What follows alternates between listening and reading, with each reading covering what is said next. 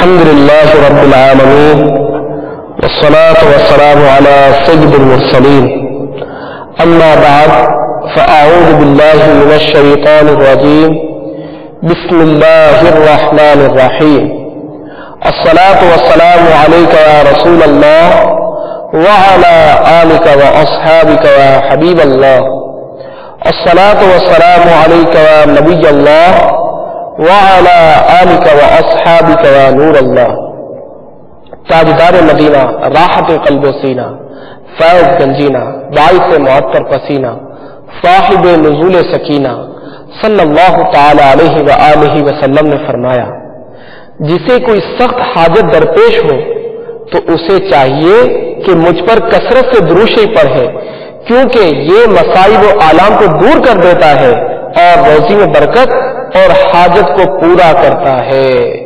صلو علی الحبیب صلی اللہ تعالی علی محمد۔ سبحان اللہ عز و جل۔ میرے مدنی چینل کے ناظرین، دیکھا آپ نے درود پاک پڑھنے کی کس قدر برکات ہیں کہ فرمان مصطفیٰ صلی اللہ تعالی علیہ وآلہ وسلم کے مطابق درود شریف روزی میں برکت کا سبب، مصیبتوں اور پریشانیوں کا دافع ہے۔ آج اگر ہم اپنے گرد و پیش پر طائرانہ نگاہ دوڑائیں تو ہمیں اس بات کا بخوبی اندازہ ہوگا کہ ہمارے معاشرے کا تقریباً ہر فرد ہی کسی نہ کسی مصیبت میں گرفتار ہے۔ کوئی قرض دار ہے تو کوئی گھریلو ناچاکیوں کا شکار، کوئی تنگ دست ہے تو کوئی بے روزگار، کوئی اولاد کا طلبگار ہے تو کوئی نافرمان اولاد کی وجہ سے بیزار۔ الغرض ہر ایک کسی نہ کسی مصیبت میں گرفتار ہے۔ ان میں سرِ فہرست تنگ دستی اور رزق میں بے برکتی کا مسئلہ ہے۔ شاید ہی کوئی گھرانہ اس پریشانی سے محفوظ نظر آئے۔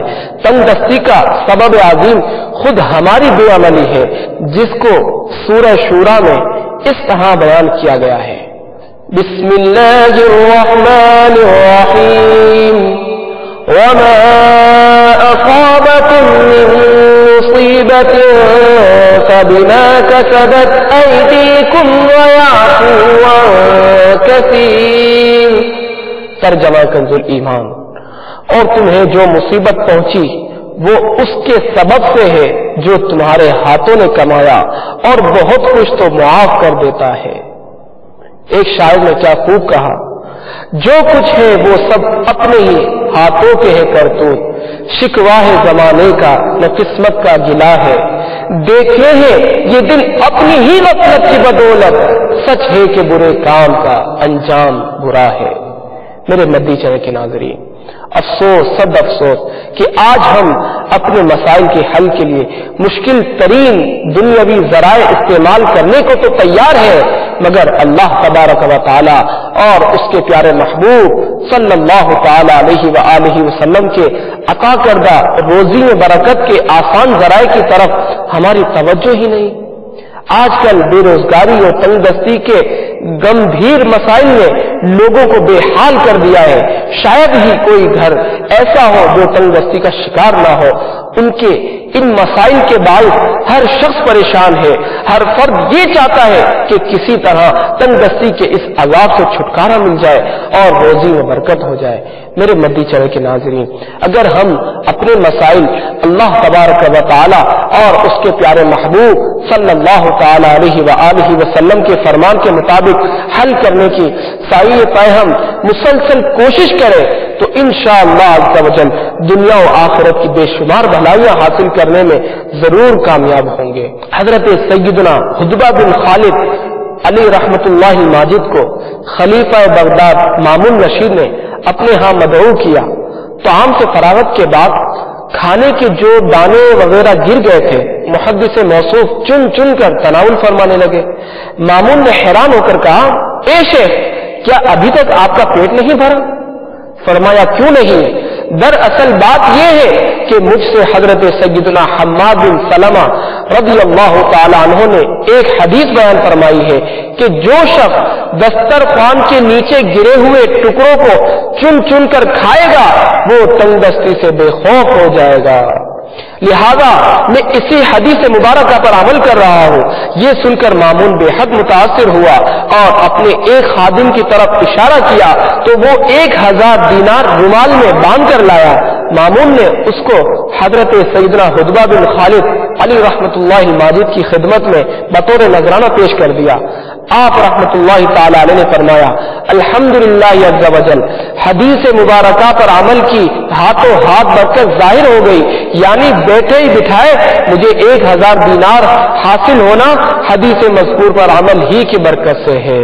صلو علی الحبیب صلی اللہ تعالی علی محمد۔ میرے مدی چینل کے ناظرین، یاد رکھیے کہ جس طرح روزی میں برکت کی وجوہات ہیں، اسی طرح روزی میں تنگی کے بھی اسباب ہیں۔ اگر ان سے بچا جائے تو انشاءاللہ عز و جل روزی میں برکت ہی برکت ہوگی۔ رزق میں برکت کے طالب کے لیے ضروری ہے کہ وہ پہلے بے برکتی کے اسباب سے آگاہی حاصل کر کے ان سے چھٹکارا حاصل کرے، تاکہ رزق میں برکت کے ذرائع حاصل ہونے میں کوئی رکاوٹ پیش نہ آئے۔ آپ کی معلومات کے لیے تنگ دستی کے چند اسباب بیان کیے جاتے ہیں۔ چنانچہ میرے والد محترم حضرت علامہ مولانا محمد الیاس عطار قادری دامت برکاتہ العالیہ رزق میں بے برکتی کے اسباب بیان کرتے ہوئے ارشاد فرماتے ہیں، آج کل رزقی بے قدری اور بے حرمتی سے کون سا گھر خالی ہے؟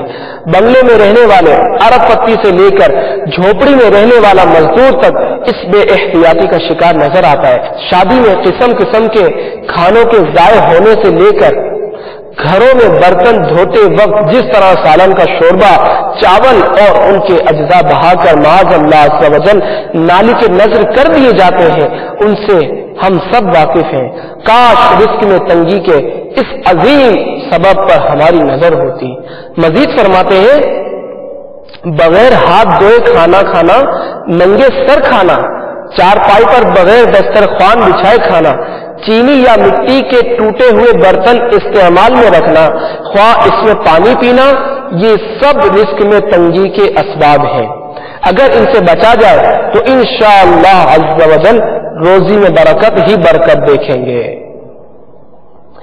حضرت سیدنا امام برہان الدین زرنوجی رحمت اللہ تعالی علیہ نے تنگ دستی کے جو اسباب بیان فرمائے ہیں ان میں سے چند یہ بھی ہیں، چہرہ لباس سے خشک کر لینا، گھر میں مکڑی کے جالے لگے رہنے دینا، نماز میں سستی کرنا، گناہ کرنا، خصوصاً جھوٹ بولنا، ماں باپ کے لیے دعائے خیر نہ کرنا، امامہ بیٹھ کر باندھنا اور پاجامہ یا شلوار کھڑے کھڑے پہننا، نیک اعمال میں ٹال مٹول کرنا۔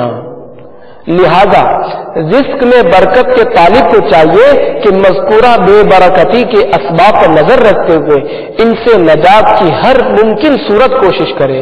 یہ بھی معلوم ہوا کہ کثرت گناہ کے سبب رزق میں برکت ختم ہو جاتی ہے، لہذا گناہوں سے ہر صورت بچنے کی کوشش کرے کہ گناہ کثیر آفات و بلیات کے نزول کا بھی سبب ہوتا ہے۔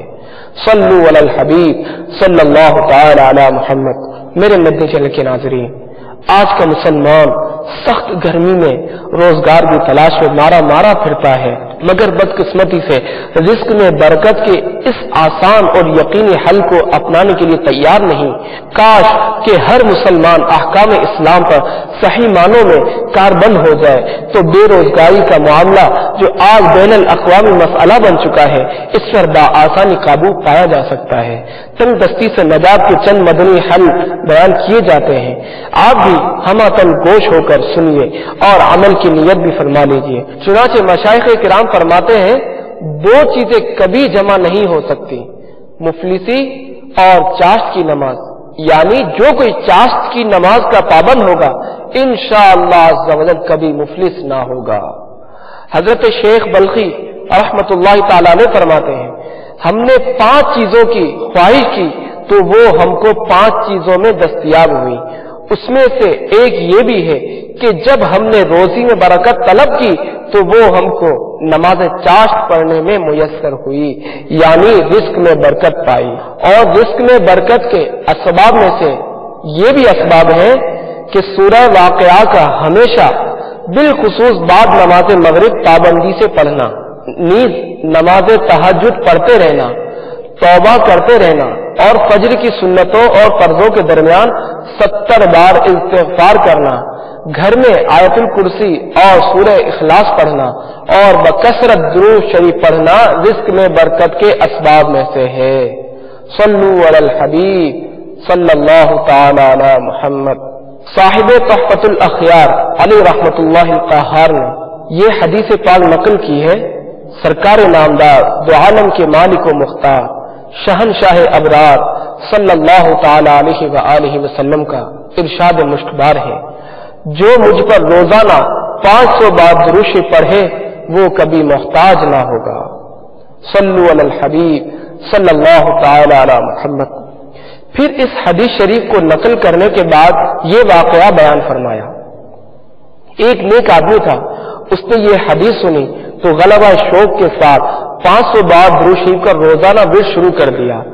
اس کی برکت سے اللہ تبارک و تعالی نے اس کو غنی کر دیا اور ایسی جگہ سے اسے رزق عطا فرمایا کہ اسے پتہ بھی نہ چل سکا، حالانکہ اس سے پہلے وہ مفلس اور حاجت مند تھا۔ امیر اہل سنت دامت برکاتہم العالیہ فرماتے ہیں، اگر کوئی شخص مذکورہ تعداد میں درود پاک کا ورد کرے اور مذکورہ تنگ دستی کے اسباب سے بچتے ہوئے اس سے نجات کے حل بھی اپنائے، مگر پھر بھی اس کا فقر یعنی تنگ دستی و محتاجی دور نہ ہو، تو یہ اس کی نیت کا فطور یعنی فساد ہے کہ اس کے باطن میں خرابی کی وجہ سے کام نہیں بن سکا۔ دراصل درود پاک پڑھنے یا مذکورہ اسباب سے بچنے اور نجات کے حل اپنانے میں نیت اللہ تبارک و تعالی اور اس کے پیارے حبیب لبیب صلی اللہ تعالی علیہ وآلہ وسلم کا قرب حاصل کرنے کی ہو تو انشاءاللہ عز و جل محتاجی ضرور دور ہوگی۔ میرے مدنی چینل کے ناظرین، مذکورہ اعمال صالحہ کی برکات سے قناعت کی دولت بھی نصیب ہوگی، اور قناعت یعنی جو مل جائے اس پر راضی رہنا ہی اصل میں غنا یعنی دولت مندی ہے، اور دنیاوی مال کا حریص یعنی لالچی ہی حقیقت میں محتاج ہے۔ کوئی خواہ کتنا ہی مالدار ہو، قناعت وہ خزانہ ہے کہ جو ختم ہونے والا نہیں، اور دنیاوی مال سے یقیناً افضل ہے، کیونکہ دنیاوی مال فانی بھی ہے اور وبال بھی، اور قیامت میں حساب بھی دینا پڑے گا۔ اللہ تبارک و تعالیٰ سے دعا ہے کہ ہمیں درود پاک کی برکت سے مال دنیا کی محبت سے نجات عطا فرمائے اور قناعت کی لازوال نعمت نصیب فرمائے۔ آمین بجاہ النبی الامین صلی اللہ تعالی علیہ وآلہ وسلم۔ فیضان درود و سلام، فیضان درود و سلام، فیضان درود و سلام۔